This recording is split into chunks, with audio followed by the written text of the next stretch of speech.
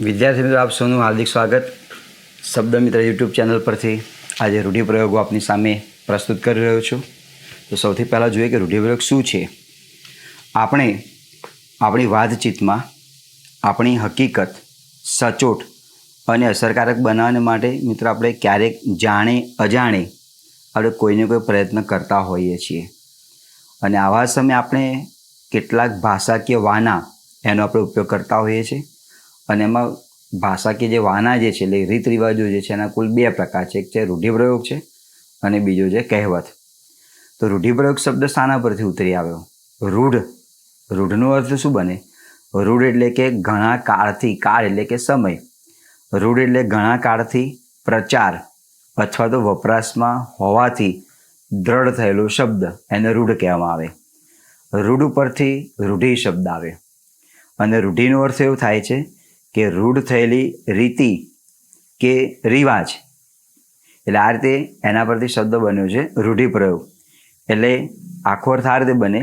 રૂઢિપ્રયોગ એટલે ભાષામાં રૂઢિથી જેનો વિશેષ અર્થ થતો હોય એવો શબ્દ પ્રયોગ, એટલે એને કહેવાય રૂઢિપ્રયોગ. બીજું કે વસ્તુ મિત્રો, રૂઢિપ્રયોગ જે છે એ ભાષામાં અલંકારની પણ ગરજ સારતા હોય છે. આ રૂઢિપ્રયોગ પણ કહેવતની જેમ ઘણું બધું આપણને કહી જતા હોય છે. એવા કેટલાક પસંદ કરેલા જે રૂઢિપ્રયોગો જે છે એ મિત્રો આપની સામે પ્રસ્તુત કરું છું. રૂઢિપ્રયોગની પણ PDF આપને મળશે, તમે ડાઉનલોડ તમે કરી શકશો. કહેવતની પણ PDF મૂકેલી છે, એને પણ તમે ડિસ્ક્રિપ્શન ઉપર જઈને તમે ડાઉનલોડ તમે કરી શકશો. તો જોઈએ મિત્રો કયા કયા રૂઢિપ્રયોગો છે તેના અર્થની આપણે વાત કરીએ.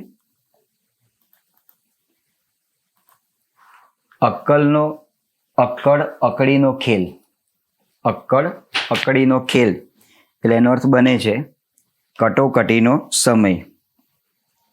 અક્કડ અકડીનો ખેલ એટલે કટોકટીનો સમય. અક્કલ ગીરે મૂકવી અથવા ગીરવે મૂકવી અથવા ગીરો મૂકવી, તેનો અર્થ બને છે બીજાની બુદ્ધિ પ્રમાણે ચાલવું. કે માણસ બુદ્ધિથી કામ ન કરતો એટલે પેલો ગુસ્સામાં આવીને કે શું તારી અક્કલ ગીરો મૂકી છે, એ અક્કલ તારી ઘાસ ચારવા ગઈ છે, આવું પ્રમાણે બીજાની બુદ્ધિ પ્રમાણે ચાલવું. અક્કલ ચરવા જવી, ઘાસ ચરવા જવી એટલે કે ભાન ભૂલી જવું. અક્કલની ખાણ એનો બને છે બહુ અક્કલવાળી વ્યક્તિ. અક્કલ એટલે બુદ્ધિ, બહુ બુદ્ધિવાળી વ્યક્તિ. અક્કલનો ઓથમીર, તો અક્કલનો ઓથમીરનો અર્થ બને છે અણસમજુ અથવા તો બેકૂફ હોવું. અગત્યના વાયદા, આ કહેવતમાં પણ આપણે તેનો અર્થ લીધેલો છે અને રૂઢિપ્રયોગ પણ છે. આ બંનેમાં ચાલે. એટલે કે જૂઠું વચન અથવા ખોટો વાયદો, લાંબા અને નહીં પાળવાના ખોટા વાયદા, એનો અર્થ થયો અગત્યના વાયદા. 11 ગણવા એટલે કે નાસી જવું. અટકળ 150, માત્ર ગપ હોવું. ગપ એટલે જૂઠું હોવું. અઠે દ્વારકા એટલે કે લાંબા વખત સુધી ધામા નાખવા. એક જગ્યાએ લાંબા સમય સુધી રહેવામાં આવે તો આ રૂઢિપ્રયોગનો ઉપયોગ થતો હોય છે. અઠે દ્વારકા, લાંબા વખત સુધી ધામા નાખવા. 18 વાંકા હોવા. દલપતરામનું કાવ્ય છે ને ઊંટવાળું, એમાં આવે છે ઊંટ સાંભળી શિયાળ બોલું દાખે દલપતરામ, અન્યનું તો એક વાંકો, આપના 18 છે. એના પછી રૂઢિપ્રયોગ છે 18 વાંકા હોવા એટલે કે દુર્ગુણોની ખાણ જેવો માણસ. દુર્ગુણો એટલે કે ખરાબ ગુણ. અથાણું કરવું એટલે કે નિરર્થક રાખી મૂકવું. નિરર્થક એટલે નકામું.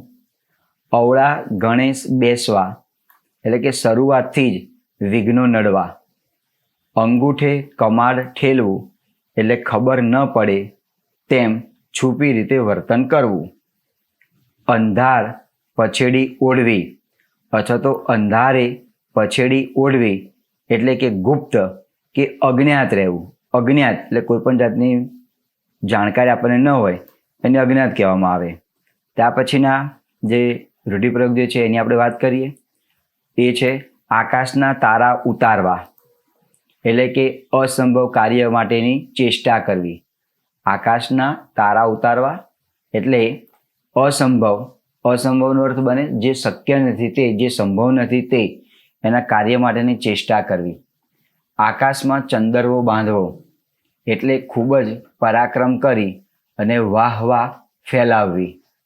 આજની ઘડી ને કાલનો દહાડો કાયમને માટે અલોપ થઈ જવું. આજની ઘડી ને કાલનો દહાડો આદુ ખાઈને મંડવું એટલે કે ખંત અને જહેમતથી મંડ્યા રહેવું. આર્યા થઈ જવું, ઢેલું ઢબ થઈ જવું. આર્ય થઈ જવું એટલે ઢેલું ઢબ થઈ જવું. ઈડરિયો ગઢ જીતવો એટલે ભારે મોટું પરાક્રમ કરવું. ઈડરિયો ગઢ જીતો ભારે મોટું પરાક્રમ કરવું. ઇન મીન 3.5 એટલે કે ઘણા ઓછા. ઉચાળા ભરવા એટલે કે સામાનની ફેરબદલી કરવી અથવા ઘર વખરી લઈ ચાલતા થવું.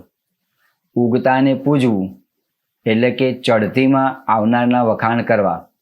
આ પણ કહેવાય છે ને, લોકો સૌ ઉગતા સૂરજને પૂજે છે. જેની બાજુ ચડતી હોય એ બધું લોકો ખેંચાય અને પડતી હોય તો એનાથી દૂર રહેતા હોય છે. ઉકળતું તેલ રેડાવું એટલે કે મનમાં ભારે દુઃખ થવું. ઉઠા ભણાવવા કે ઉઠા ગણાવવા એટલે ખોટી વાત સમજાવવી અથવા આડું અવળું સમજાવવું. ઉઠા કાગ ઉડતું પક્ષી પાડે તેવું. ઉઠા કાગ ઉડતું પક્ષી પાડે તેવું. ખૂબ ચંચળ કે અટક ચાળું અથવા દાવ પેચવાળું કે યુક્તિબાજ એને કહેવાય ઉઠા કાગ ઉડતું પક્ષી પાડે એટલે ઉડતા કાગડાને પાડે એવું માણસ. ઉડતા પક્ષી ઝાલવા અથવા તો ઉડતા પક્ષી પાડવા. સમજી ન શકાય એવા કામ કરવા અથવા ગમે તેવું મુશ્કેલ કામ પાર પાડવું. ઊંટે ચડી બકરા હાંકવા એટલે પોતે ન કરતા બીજા પાસે કામ કઢાવવું કે કરાવવું. એક મગની 2 ફાળ એક જ જાતની વસ્તુ હોવી. 2 ભાઈઓ હોય તો એ 2 ભાઈઓ માટે આ કહેવાય ભાઈ તો એક જ મગની 2 ફાળ છે એમ કહી શકાય. એટલે એક મગની 2 ફાળ એક જ જાતની વસ્તુ હોવી. ત્યાર પછી છે એક અસ્ત્રે મૂંડાવું. એક અસ્ત્રે મૂંડાવું એટલે કે સારા ખરાબ બધાને માટે એક સરખો વર્તાવ કરો. આના જેવો પણ એક રૂઢિપ્રયોગ છે, એક જ લાકડી હાંકવા. સારું માણસ કોણ છે, ખરાબ કોણ છે, બધાની સાથે એક સરખો વર્તાવ કરવો એટલે કે વર્તન કરવું. એના અનુસંધાનમાં રૂઢિપ્રયોગ આવે. એક ચંદરવો ચડે એવું એટલે કે ખરાપણામાં ચડિયાતા હોવું. એક વેંત સ્વર્ગ બાકી હોવું એટલે ખૂબ જ અભિમાન હોવું. એકડા વગરના મીંડા તદ્દન વ્યર્થ હોવું. વ્યર્થ એટલે નકામું. એકે પથ્થર ઉથામ્યા વગર ન રહેવો એટલે કે કામ પાર પાડવા માટે બનતા બધા પ્રયત્નો કરી લેવા. ઓરિયો વીતવું. આ રૂઢિપ્રયોગ ઘણી વખત પરીક્ષામાં પૂછાયેલો છે. સારો પ્રસંગ સારી રીતે સફળ થવું. પછી ઓહિયા કરવું એટલે બીજાનું ઓળવી લેવું. ઓળવી લેવું એટલે કે ખાઈ જવું. ઓહિયા કરવું. કોઈ વ્યક્તિ બીજા વ્યક્તિની માલ મિલકતને પચાવી પડ્યો હોય તો એમ કહે એ તો ઓહિયા કરી ગયું એટલે કે બીજાનું ઓળવી લેવું. ઓરડાનું ધન ઓટલે આવવું એટલે પૈસાનો દેખાડો કરવો. ઓલમાંથી ચૂલામાં પડવું. બીજા શબ્દોમાં આનો આ રીતે રૂઢિપ્રયોગ છે, ઉલમાંથી ચૂલમાં પડવું એટલે કે ઓછી મુશ્કેલીમાંથી વધારે મુશ્કેલીમાં આવવું. કક્કો ખરો કરવો એટલે પોતાના ખરા મતને હઠથી વળગી રહેવું. ઘણી વ્યક્તિ એવી હોય છે કે પોતાનો કક્કો જ ખરો કરવા માટે માગતા હોય. આનો તમારે વાક્યમાં પ્રયોગ કરવાનો આવે તો જે શબ્દ આપણને આપેલો છે એનો ઉપયોગ આપણે તમારે કરવાનો છે, એના અર્થનો નહીં. માનો કે કક્કો ખરો કરવો, મારે એનો વાક્યમાં પ્રયોગ કરવો છે તો આપણે એમ કહી શકાય કે ઘણા માણસો પોતાનો કક્કો ખરો કરવા જ મથતા હોય છે. તો કક્કો ખરો કરવો એમાં તમારે અંડરલાઈન કરવાની એટલે ખ્યાલ પડે કે આનો આ રીતે પ્રયોગ કરવામાં આવેલો છે. કડક બંગાળી એટલે કે પૈસે ટકે ખાલી પણ બહારથી ભપકો દેખાડે તે. કઢીનો સ્વાદ ચાખવો, અનુભવ લેવો અથવા પ્રયોગ અજમાવવો. કપૂરે કોગળા કરવા એટલે કે સુખી હોવું અથવા ખૂબ વૈભવ માણવો. શક શબ્દ જે શક નહીં આવે આ રીતે આવશે ત્યાં આગળ ખૂબ વૈભવ માનવો એટલે શક શબ્દને તમે કાઢી નાખજો. આ શક શબ્દ નીકળી જશે ત્યાં. તો આને તમે વાંચજો. આ રીતે આવશે કપૂરે કોગળા કરવા એટલે સુખી હોવું અથવા ખૂબ વૈભવ માણવો. કબરના મડદા ઉખેડવા એટલે કે જૂના કજિયા તાજા કરવા. કલ્પનાના ઘોડા દોડાવવા એટલે કે શેખ ચલ્લીની જેમ તરંગો કરવા. શેખ ચલ્લીની જેમ તરંગો કરવા. ત્યાર પછી છે કળીએ કળીએ જીવ કપાવો એટલે કે ખૂબ જ લાગણી આવવું અથવા તો અત્યંત દુઃખની લાગણી થવી. ખૂબ જ લાગી આવવું એવો અર્થ વાંચજો. ખૂબ જ લાગી આવવું અથવા અત્યંત દુઃખની લાગણી થવી. પછી છે કંઠે પ્રાણ આવવો એટલે કે અંત આવવો અથવા ગભરાઈ જવું અથવા ઘણી જ મુસીબત પડવી. કાકા મામા કરવા ખુશામત કરવી અથવા કાલાવાલા કરવા. કાગડા ઉડવા એટલે કે કંઈ જ બાકી ન રહેવું અથવા તો ઉજ્જડ હોવું. કાગનો વાગ કરવો એટલે જે વસ્તુ હોય તેથી મોટું સ્વરૂપ આપવું. નાની બાબતને મોટું સ્વરૂપ આપવામાં આવે, નાના ઝઘડાને મોટું સ્વરૂપ આપવામાં આવે એટલે રૂઢિપ્રયોગ આવે. કાગનો વાગ કરવો હોય તેથી મોટું સ્વરૂપ આપવું. કાગડાની કોટે રતન એટલે સારી વસ્તુ નઠારી વ્યક્તિ પાસે હોવી. આવો પણ રૂઢિપ્રયોગ છે. કાગડો દહીં થરું લઈ ગયો એનો પણ અર્થ આ બને. સારી વસ્તુ નઠારી એટલે અયોગ્ય વ્યક્તિ પાસે હોવી. કાગળની નાવ એટલે કે લાંબો વખત ન ટકે એવી વસ્તુ. કાચે ઘડે પાણી ભરવું એટલે મેળ વિનાની વાત કરવી અથવા મિથ્યા પ્રયત્ન કરવો. કાદવ ઉડાડવો એટલે કે ખરાબ ટીકા કરવી. બીજો આવો પણ રૂઢિપ્રયોગ છે સૂરજ સામે ધૂળ ઉડાડવી. એનો પણ અર્થ આ બને ખરાબ ટીકા કરવી. કાતરિયું ગેપ થઈ જવું એટલે કે અક્કલ મૂંઝાઈ જવી. કાન ખજૂરાનો પગ ભાગવો નજીવું નુકસાન થવું. એને કેટલા બધા પગ હોય, એકાદો પગ તૂટી જાય તો એ તો ચાલતું જ હોય છે એટલે આવે નજીવું નુકસાન થવું. કાશીએ સંગ પહોંચવો કાર્યમાં સફળતા મેળવવી અથવા ધારેલા અર્થની સિદ્ધિ થવી. કાળા અક્ષર કૂટી મારવા એટલે કે લખતા ન આવડવું અથવા નિરક્ષર હોવું. કાંત્યું પીંજ્યું કપાસ થવું એટલે થયેલી મહેનત પર પાણી ફરી જવું. કુરકુરિયા બોલવા એટલે કે છાની વાત છુપાવવી અથવા ભૂખ લાગવી. કુરકુરિયા બોલવા, છાની વાત છુપાવવી અથવા ભૂખ લાગવી. ત્યાર પછી કુલડીમાં ગોળ ભાગવો. કુલડીમાં ગોળ ભાગવો એટલે અંદરો અંદર પતાવી લેવું. કુલડીમાં ગોળ ભાગવો અંદરો અંદર પતાવી લેવું. કુશકા કૂટવા એટલે ફોતરા ખાંડવા, ફોગટ પ્રયાસ કરો. ફોગટ એટલે નકામો. ફોતરા હોય ને આપણે ખાંડીએ તો કશું મળે? કશું જ ના મળે, પછી હાથ દુખી જાય. કુહાડીનો હાથો બનવો કે બનવું એટલે કે પોતાના પક્ષને નુકસાન કરી બીજાને મદદરૂપ થવું. કૂવામાંનું દેડકું એટલે કે સંકુચિત વિચારનું હોવું અથવા બહારની દુનિયાની ખબર ન હોવી. બીજા શબ્દોમાં કૂપમંડક પણ કહેવાય. કોણીએ ગોળ લગાડવો એટલે કાર્ય સાધવા લાલચ આપવી. કોરે કાગળે મતું મારવું એટલે મફત કામ કરાવવું અથવા કોરા કાગળ પર સહી કરવી. ગમે તે એક લખો તો ચાલે, બંને અર્થ લખવાની તમારે જરૂર છે નહીં. ક્ષીર નીર જુદા કરવા.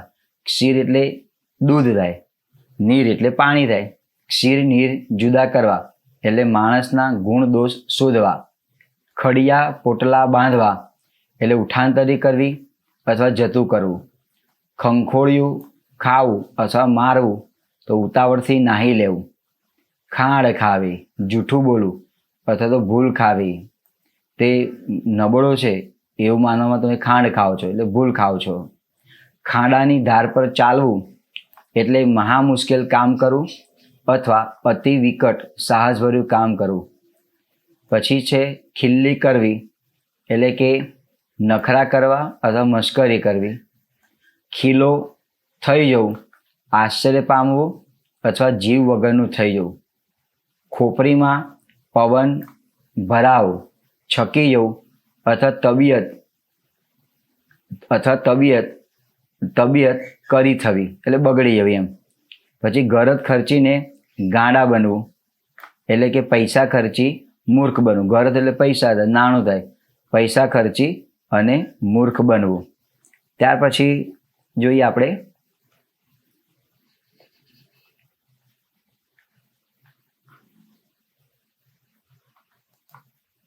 ગળે કાંચકી બાજવી, એટલે કે ગળું સુકાઈને સંકળામણ થવી. ગંગા નાયા, મોટી સફળતા મળી અથવા પાપ ને દુઃખમાંથી છૂટવું. ગંગા નાયા એટલે મોટી સફળતા મળવી અથવા તો પાપ અને દુઃખમાંથી છૂટવું. પછી ગાડરિયો પ્રવાહ, એટલે વિચાર કર્યા વિના એકની પાછળ બીજાએ ઘસડાવવું. પેલા ઘેટા હોય ને નીચે મુંડી કરીને જતા હોય, એક ઘેટું નીચે પડે તો બીજું ઘેટું પર નીચે પડતું હોય, એના પરથી આ રૂઢિપ્રયોગ બન્યો. ગાડરિયો પ્રવાહ, ગાડરિયો એટલે ઘેટું થાય. વિચાર કર્યા વિના એકની પાછળ બીજાએ ઘસડાવવું. ગામે ગામના પાણી પીવા, અનેક રીતના અનુભવ થવા અથવા ઠેર ઠેર અનુભવ મેળવી પાકા થવું. આવો પણ બીજો રૂઢિપ્રયોગ છે. મેં 7 ગામના પાણી પીધા છે, એનો પણ અર્થ આવો બને. ઘણા 17 ગામ કહેતા હોય છે, એનો પણ અર્થ આ રીતે બને. ગાયને દોહીને કૂતરાને પાવ, એટલે કે કુપાત્રે ઉદારતા દાખવવી. ગાડી માથે બેડું હોવું, એટલે ઠેકાણા વિનાની વ્યક્તિ હોવી. ગુરુ મળવો અથવા ગુરુ ઘંટાલ, તેનો અર્થ બને છે હોશિયારને પણ ફસાવનારો મળવો. ગોળનું ગાડું મળવું, વાહલો કે ઉપયોગી માણસ મળવો. આ પણ રૂઢિપ્રયોગ પરીક્ષામાં ઘણી વખત પૂછાયેલું છે. ગોળીને ગોફણ સાથે જવા, એટલે કે તમામ નડતર દૂર કરવા.